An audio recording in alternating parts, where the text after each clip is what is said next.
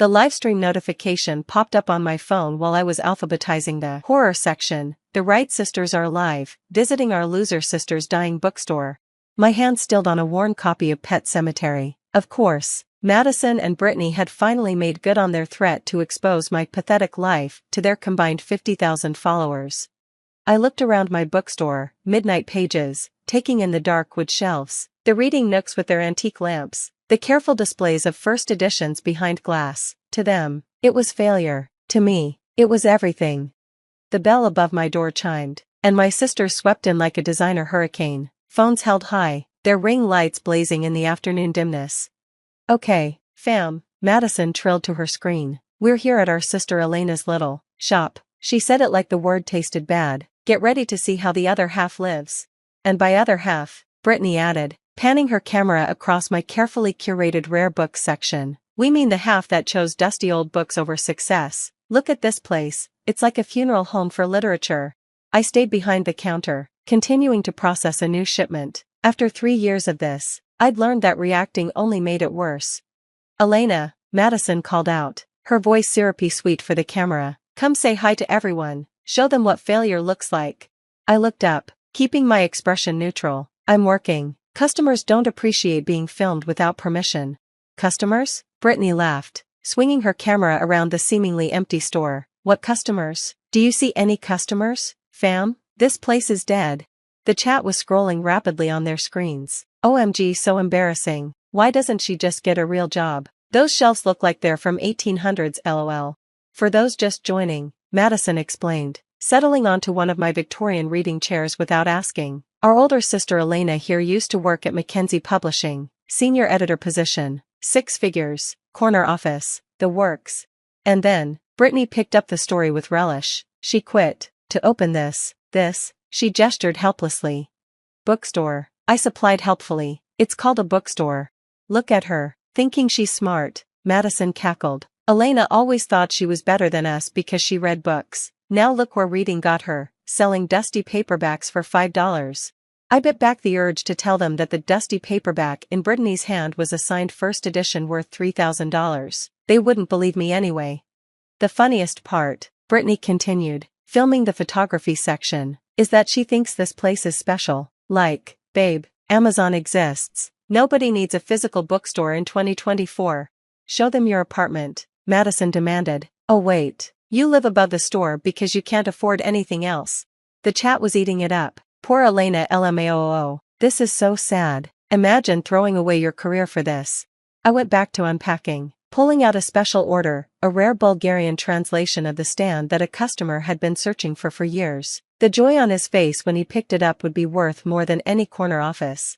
"You know what the saddest part is?" Madison stood, doing a slow spin for her camera. "She actually thinks famous authors shop here. Yesterday she tried to tell me that Joyce Carol Oates bought a book last week." "She did," I said mildly. "Bought a first edition of Wise Blood. Paid cash." "Sure she did." Brittany rolled her eyes. "And I bet Taylor Swift comes in for romance novels." "No, but her assistant does. She likes historical fiction."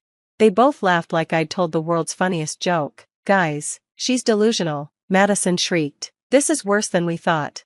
"Tell them about last Christmas," Brittany prompted, knowing exactly where to stick the knife. "When you couldn't afford to come to Aspen with the family because you had to keep the store open." "I chose to keep the store open," I corrected. "Mrs. Chin counts on me for her weekly book club selections."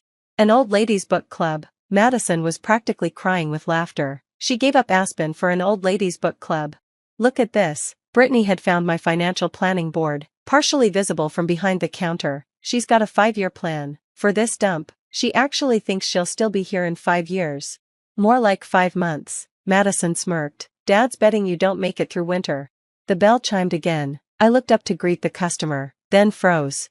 He was tall, lanky, wearing a red Sox cap and glasses. He moved with the particular careful grace of someone trying not to be recognized, but I'd know that face anywhere. It had stared at me from hundreds of book jackets. "Excuse me," Stephen King said, approaching the counter. "Is this where I'm doing my secret signing?" The words hung in the air like a supernatural occurrence from one of his novels.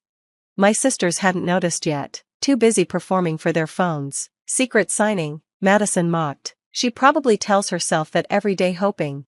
You must be Elena, Stephen King continued, pulling off his cap. Jim from Scribner told me you're the only bookseller he trusts with early releases. Said if I wanted to do something special for real readers, this was the place. The chat exploded first. I saw it happening in real time on Brittany's screen. Is that? OMG, Stephen fucking King. No way, no way, no way. Brittany turned, her phone shaking. Madison's jaw dropped, her livestream temporarily forgotten. I hope I'm not too early, he said, checking his watch. You said 4 o'clock for the signing? I brought my own pens. Learned that lesson after the Needful Things tour in '91. I found my voice, though professional calm was a struggle. You're right on time, Mr. King. I've got everything set up in the rare books room. Please, it's Steve. He looked around appreciatively. This place is exactly how Jim described it. A real bookstore. You can smell the stories. Then he noticed my sisters. Their phones still streaming. Oh, I'm sorry. Are you filming something? They were just leaving, I said firmly. Wait, Madison squeaked. You're actually Stephen King? He tilted his head. Last I checked, though my wife might argue I'm just Steve when I forget to take out the trash. But you're here, in Elena's store. Our sisters failed little. Failed? His eyebrows rose above his glasses. This is one of the last great independent bookstores in New England. Do you know how rare that is? How valuable? Elena's created something special here. Brittany's chat was going insane. The sisters are the losers. Elena is a queen. Imagine dissing Stephen King's favorite bookstore. Karma is real. But she gave up a real job, Madison protested weakly. Stephen King laughed, that distinctive Maine laugh I'd heard in dozens of interviews. A real job? She's a guardian of stories, a curator of dreams. What's more real than that? He turned to me. Now, shall we discuss the event? I'm thinking we cap it at 50 people. Real readers, not just collectors. Yes, of course. I was struggling to process this. And I'd like to sign some stock for your regular customers. Jim mentioned you have a customer who's been searching for a Bulgarian translation of The Stand. I held up the book I'd just unpacked. Mr. Petrov, he'll be thrilled. Perfect, I'll personalize it. He smiled. This is why places like this matter. Amazon doesn't know Mr. Petrov's been searching for that book. They don't care, but you do. Madison's phone was angled on him now. Her followers watching their influencer hero get philosophically destroyed by the master of horror. How many people know about the signing? He asked. Just you and me, I admitted. And now, well. He looked at my sisters, who were streaming to thousands. Well, so much for intimate.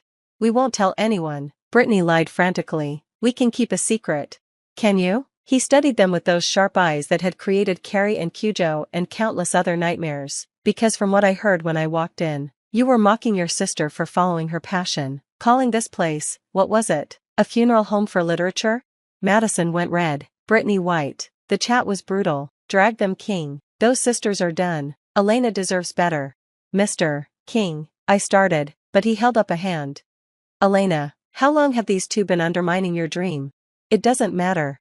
It does. It always matters. He addressed my sister's cameras directly. You know what's really sad? Having a sister who built something beautiful, something meaningful, and being too shallow to see its value. That's a horror story I wouldn't even write, it's too depressing.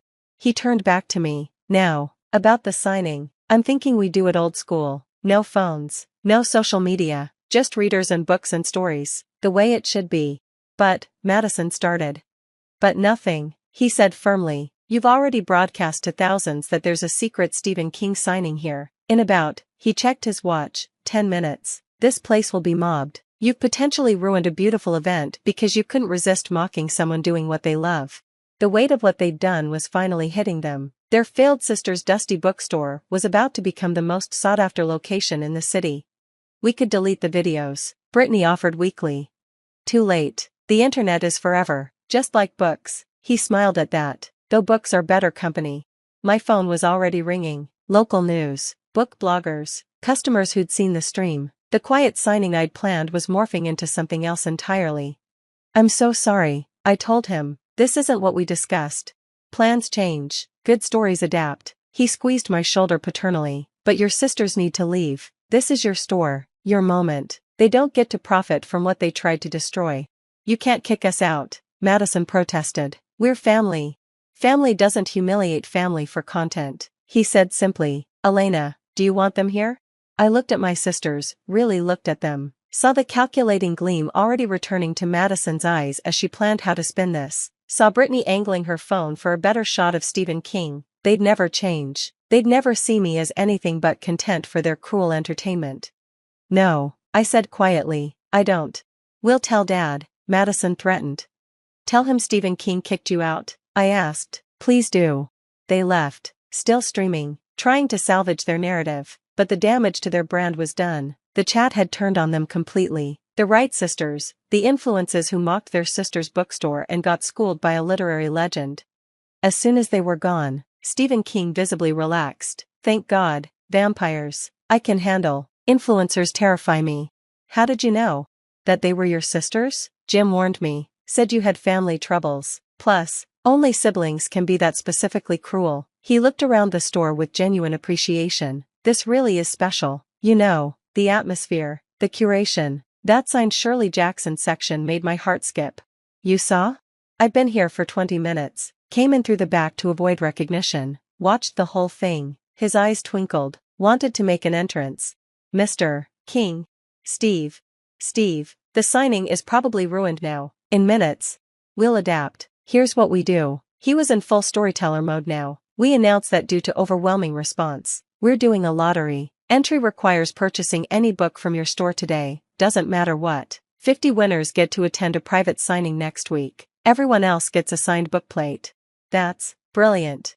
I've done this before. Plus, it means you'll sell out your entire inventory today. Your sisters just gave you the best advertising possible. He grinned. Revenge is a dish best served with hardcovers.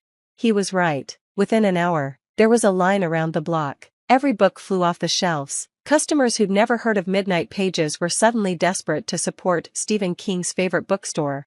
My phone buzzed with messages. From Dad, is it true about Stephen King? From Madison, this isn't fair. We made you famous. From Brittany, our followers are leaving in droves. This is your fault. I ignored them all, too busy ringing up sales, managing crowds, and watching Stephen King charm every customer who approached. You know, he said during a brief lull, signing bookplates at my counter. I based the bookstore in November 22nd, 63 on a place like this. A store where the owner knows every customer's taste, where books are recommended with love, not algorithms. Really? Really, though the owner wasn't dealing with Instagram sisters from hell. He paused. Actually, that's not a bad premise. Mind if I steal it? Only if you promise to make them really insufferable in the story. Oh, I think I can manage that. He signed another bookplate with a flourish. Elena, can I give you some advice? Please. Your sisters will never understand what you've built here. They measure success in views and likes. You measure it in the joy on Mr. Petrov's face when he finds his Bulgarian translation. They're playing checkers. You're playing chess. It doesn't feel like winning when they're making six figures from sponsorships and I'm counting pennies.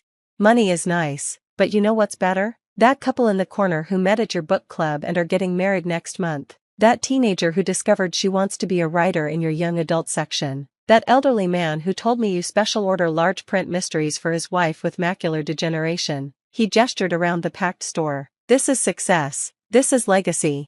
By closing time, we'd sold more books in one day than I usually sold in a month. The lottery sign-up list had over 500 names. 3 major newspapers wanted interviews, and Stephen King was still there, helping me count the till. Same time next year? He asked casually. You want to come back? Annual secret signings at Midnight Pages. We'll make it a tradition. Just you and me knowing until the day of. Though, he grinned. Maybe don't invite your sisters. Deal. As he prepared to leave, he turned back one more time. Oh, and Elena? That 5-year plan your sister mocked? Think bigger. This place is going to outlive us all.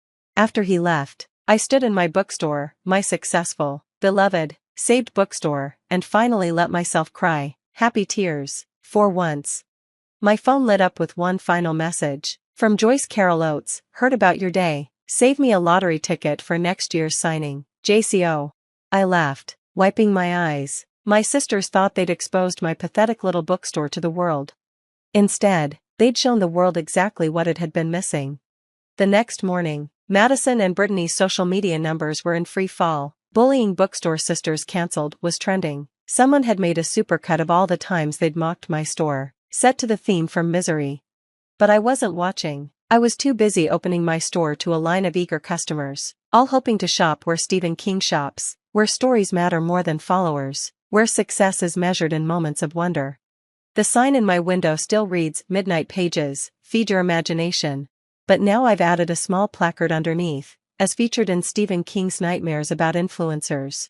He texts me sometimes, usually jokes about his works in progress. Last week, Chapter 5, the Instagram sisters get eaten by a possessed bookshelf. Too on the nose?